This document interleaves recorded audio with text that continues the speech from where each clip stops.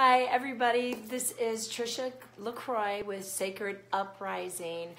And we're going to call ourselves Uprisers. So that's going to be our new titles now. I'm excited about that one. That came from Christopher, that we are the Uprisers and we are changing our lives and making big changes. We're uprising, we're changing, and we're, here we go, approve. It's on right now. Welcome to Sacred Uprising. This is a platform for your life transformation. It's a one-stop oasis for continued expansion from beginners to masters to beginners again. And I'm so grateful to have Bliss on. Yay! We were having some Facebook difficulties. All right. So I have just a few announcements to make. We have a few additional videos that it's going to be taking place today. We have Terry. She is an energy healer, and this will be her first video with us. So I'm so excited about sharing her with everybody. She's going to be talking about the energy we create. And then at 5:30 tonight, we have Erin, and she's going to be talking about the staircase to hope. So I'm really excited about it, and they're both new. So this is brand new. The other thing that we're going to be doing is transitioning from these videos taking place on my personal page, and we're going to start putting them on Sacred Uprising. So that being said, we have Bliss, and we are continuing the Conscious Evolver, and today is about emptiness and void. So let's do this. Thanks, Trish. So many beautiful souls here with us live. Michaela, Kaiko, Dolan, thank you all so much for being here. The beautiful thing about the Conscious Evolver is it was transmitted to me, and I also was given the profound opportunity to experience it through about a 4-month journey. And so what I love about how it even came into creation was that it was a simultaneous way of being, that I was actively participating in my journey while yet at the same time sitting in surrender and receiving the information coming to me. And so what I love about being a conscious evolver is that while we're aware that there are 8 steps that are consciously running through our lives, we also have the ability to reclaim the power of the self-directed conscious evolution, while at the same time sitting in surrender and observing and witnessing our reality co-creating around us.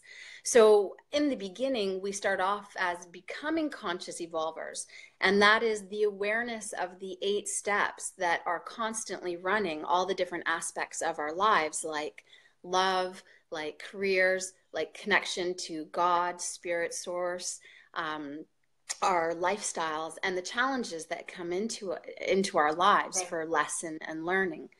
So that's a recap of what I really have found, even Trish, with you and I during the last 5 weeks, was that my immediate reality completely started to reflect each stage of the conscious evolver while we were sharing about it and talking about it. You know, it's beautiful, Bliss, is that even when I'm going through my daily life or things are happening, like Monday was one of those days that I needed to decompress.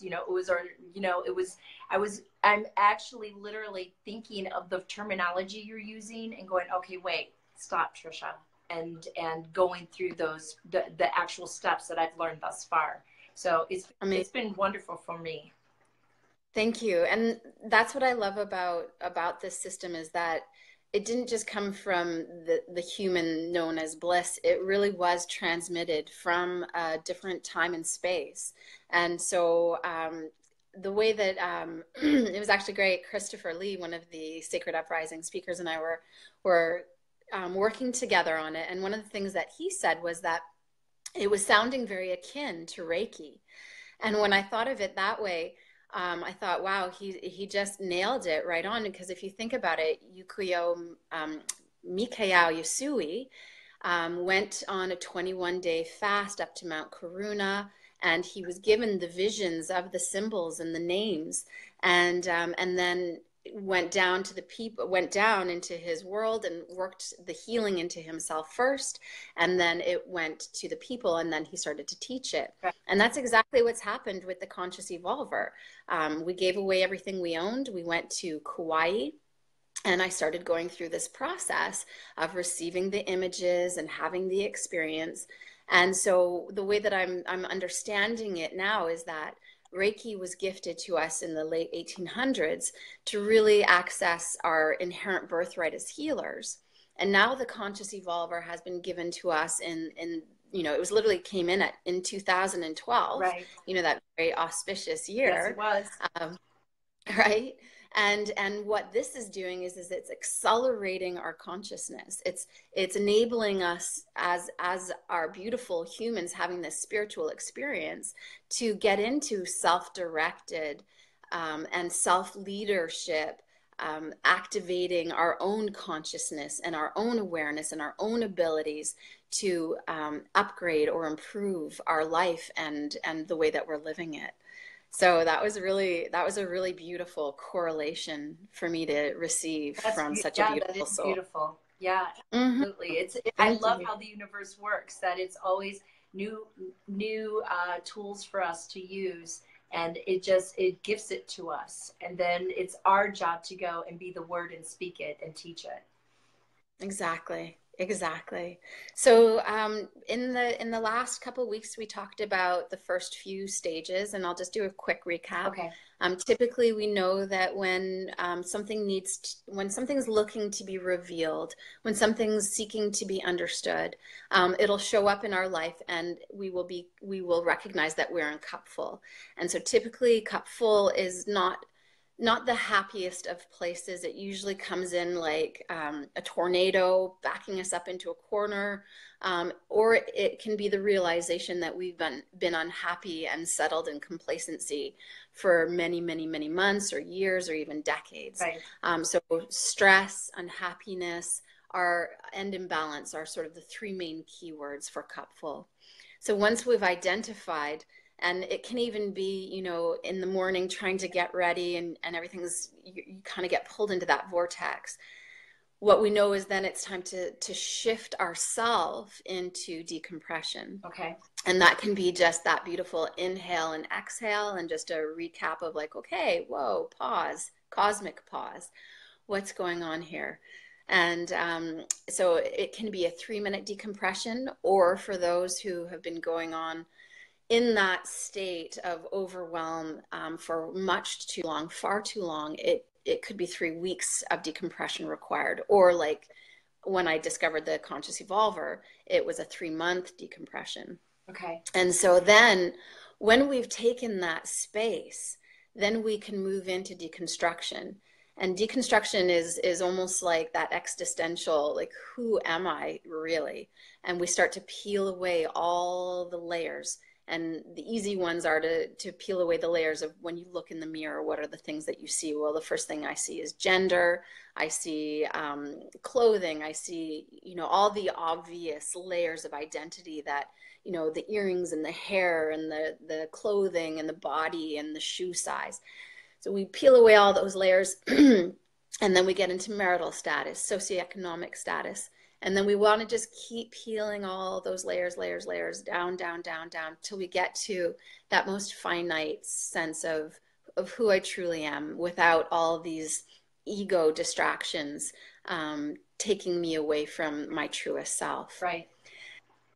And then we get to enter into emptiness and void. And so emptiness and void is the clearest way to describe it is I literally feel empty inside, and my immediate reality feels like a void. So what was beautiful, Trish, was you literally, in our conversation before this, you said you've been kind of MIA. And Yes, that's like the Yep. perfect, it's like, yeah, missing in action. It's like we literally just remove ourselves from all of the exterior noise and distraction, and we get super, super internal. And the thing about emptiness and void is that sometimes the stage can get really, it can get really lonely, because in this space, we really do recognize that we are alone and that we're here on our solo journey.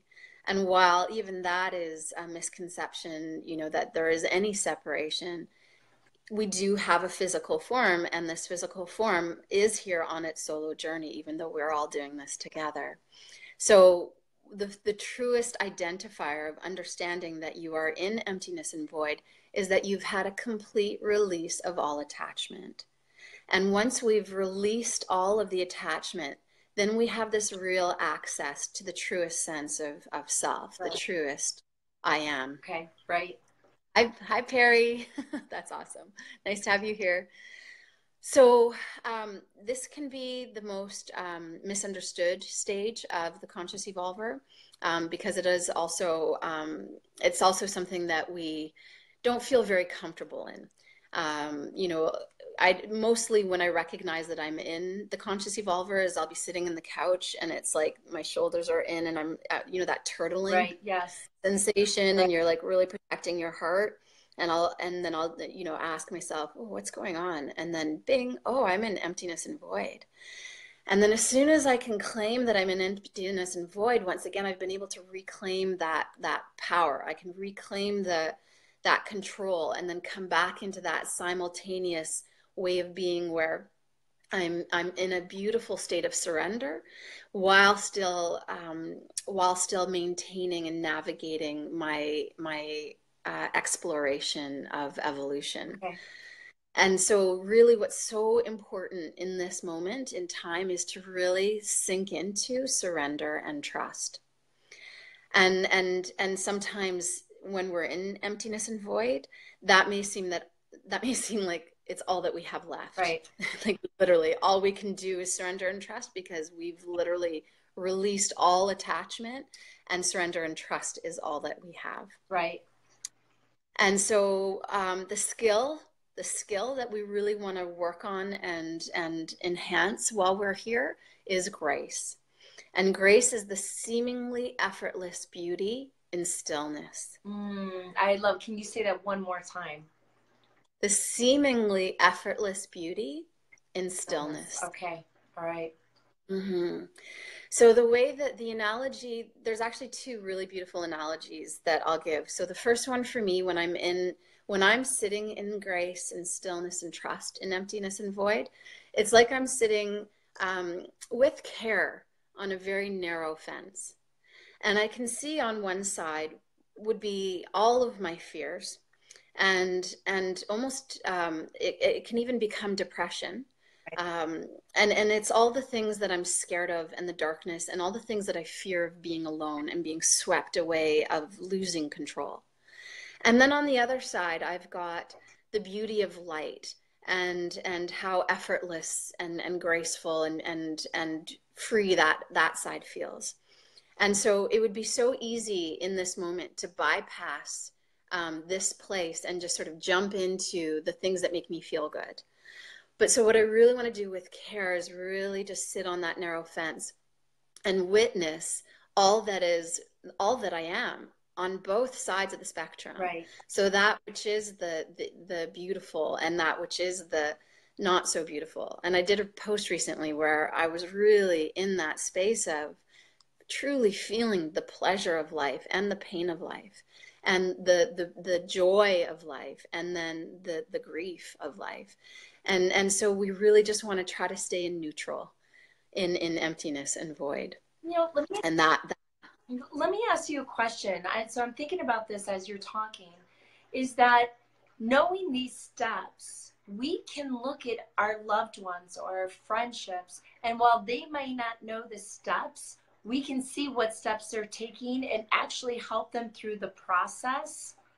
And they don't even know that's what we're doing. Is that correct? I mean, that's what I'm, and to honor the spaces that they're in.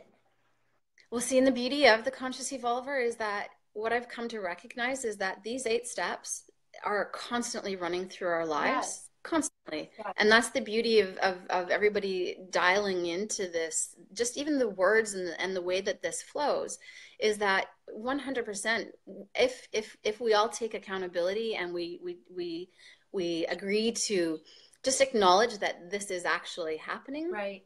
then 100%, when you see people going through things, we can step in and say, hey, I recognize what's going on for you right Right. now. It's called cup full. And even with cup full, what will happen is, I forgot to mention this in the decompression segment, but we will literally, or the universe will literally create a forced decompression. Right. If Yes. Sure. we are unable to make it for ourselves. And that's where the cold comes in. That's where the firing from the job, or the husband suddenly leaving, or so, I mean, these things have been constantly running, and now this is our opportunity to like reclaim and then guide it in a way that has a quicker evolution. Yeah, and this also gives us the compassion and empathy to understand where our loved ones are, and to give them the space, to give them, if you know, whatever that is, that we can give them the space to go through the step, but we can also support them as well when it's time to support. So this is 100%. yeah, so this isn't just for us, this is something that we can get a gift to others. It's for all. It is for the all. And the more that we become accustomed to the system, then the better we can step into service for others, Right. and assist them through all the aspects. Right. I mean, because we all have aspects of our life that are constantly looking to be improved, and how to make that transition from one level of consciousness into the next level of consciousness. Right. From one job that no longer serves you into a job that is your passion and your higher potential. Wow. Right. Yeah, so bringing it back to the emptiness and void, what happens here is we have a real deconstruction of all the layers.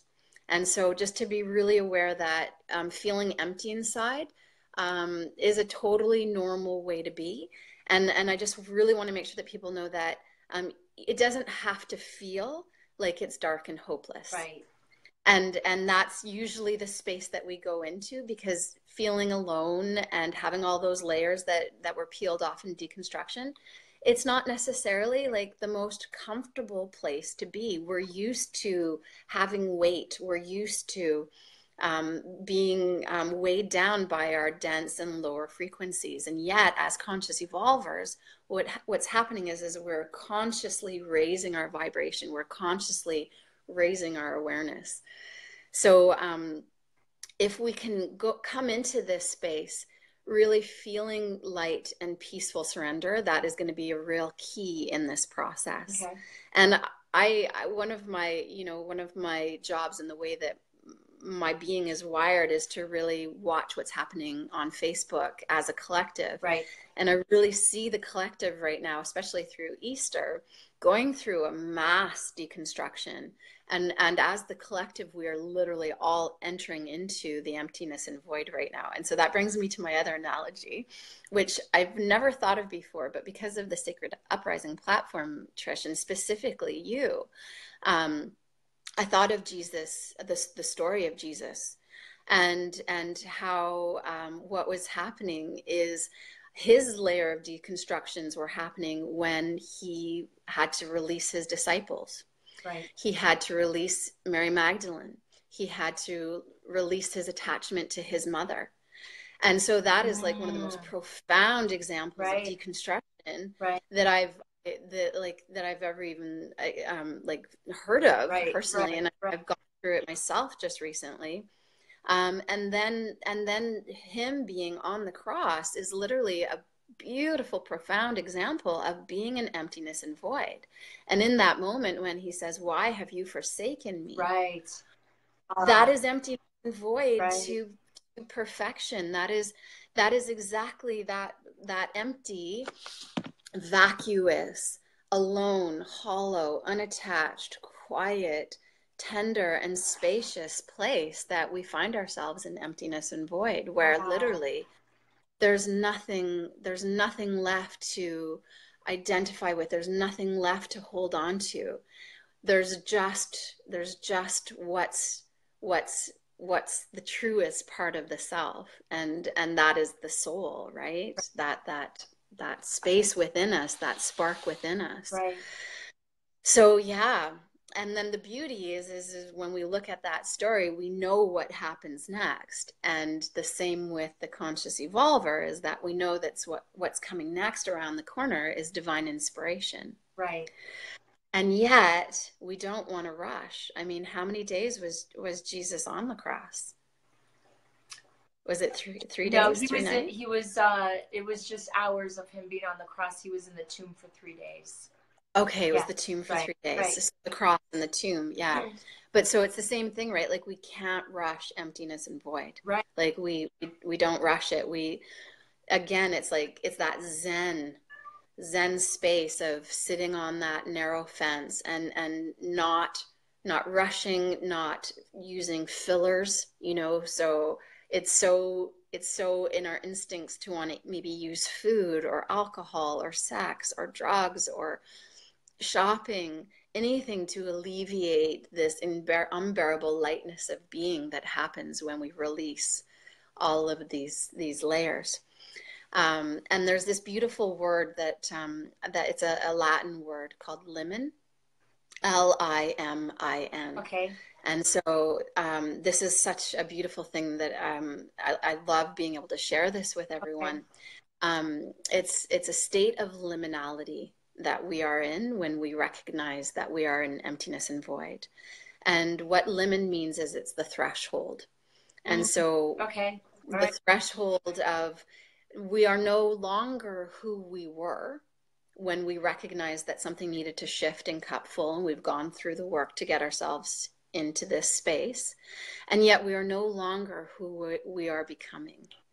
So that that real neutral zone, right, of you know, and it's that metaphor of the caterpillar, and in its cocoon, you know, the chrysalis state, right, and it's still not the butterfly.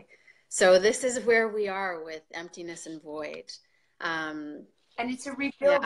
When you have that emptiness and void, you can look at it that you can rebuild it any way you want. You can create whatever it is you want from nothing. It's much easier to do that than do a renovation on the house. It's easier just to knock everything down and rebuild. And and understanding what stage you're at also helps you with keeping hope that you know it's not going to last forever.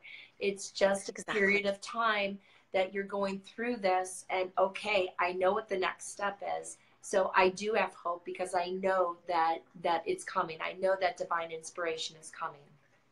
Exactly. Yeah, exactly. And excuse me. This is where we really I love accountability. And so this is this really profound opportunity to see clearly the lessons coming my way and the role that I had in creating them in the first place. And there's no place to hide or deceive myself anymore, because everything is so in my face. Everything is so, I have such clarity. Right. So I love what Christopher just said. Yeah. I know. Liminal space is referred to the phase we are in when we wake up from dream and sleep. Gorgeous. See? Yes, Christopher. Christopher is magic. That's all I'm saying. We love Christopher. The world loves Christopher Lee. So really in emptiness and void, this is the soul's place to begin to reveal itself. And so the ability as a conscious evolver to really create the time and space to come into this way of being is truly the biggest gift that we can give to ourselves, we can give to our friends and family, and that we can give to our immediate reality. I think that's beautiful. So what chakra does it have to do with? So we recognized in Cupful that was the root. And then in decompression, that brings us into the sacral, the creativity space. Deconstruction brings us into the third chakra, which is the solar chakra. And that is our willpower and force, the energy needed and required to peel all those layers off.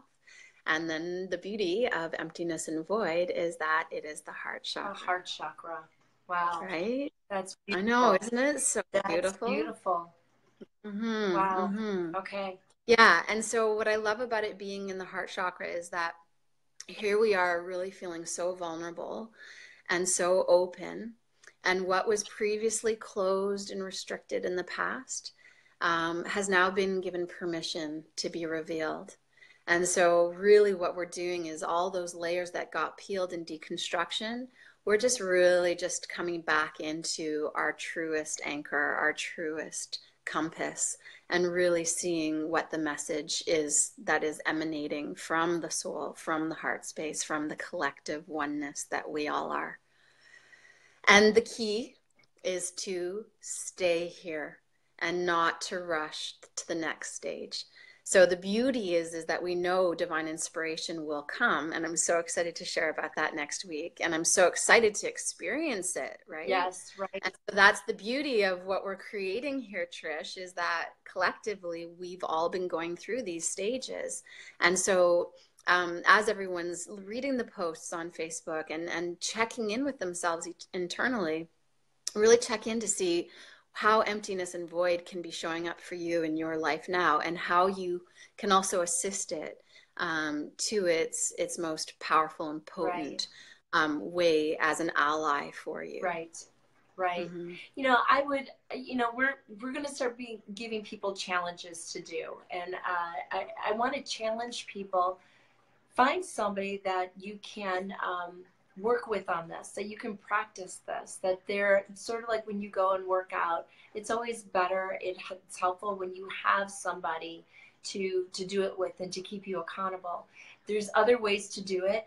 We haven't talked about it today, but I mean, you can order the digital workbook. I would highly recommend, because that will give you, while Bliss is talking about it, it's sort of like a movie for a book. You really need to read the book, and you really need to have this workbook so you can work through it, that you can keep it, that you can review it. It can be top of mind, but also to have a coach that can help you through that. And Bliss is, this was transmitted to her, and this is something that she coaches people on.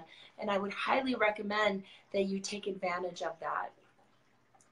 Thank you, Trish. Yeah, I mean, what I love about the Conscious Evolver is that its highest intention, its highest purpose is for people to be able to self-direct, so that everybody can rely on their own innate wisdom, because we all are so powerful and so capable of achieving what we're here to achieve. And yet there are times where it's so in our face. And I mean, I even just experienced this last week, where it was just so in my face that I couldn't see the forest for the trees. Right. Yeah. And so because I've integrated the Conscious Evolver into my very cellular structure over the last 5 years, 5 years? No.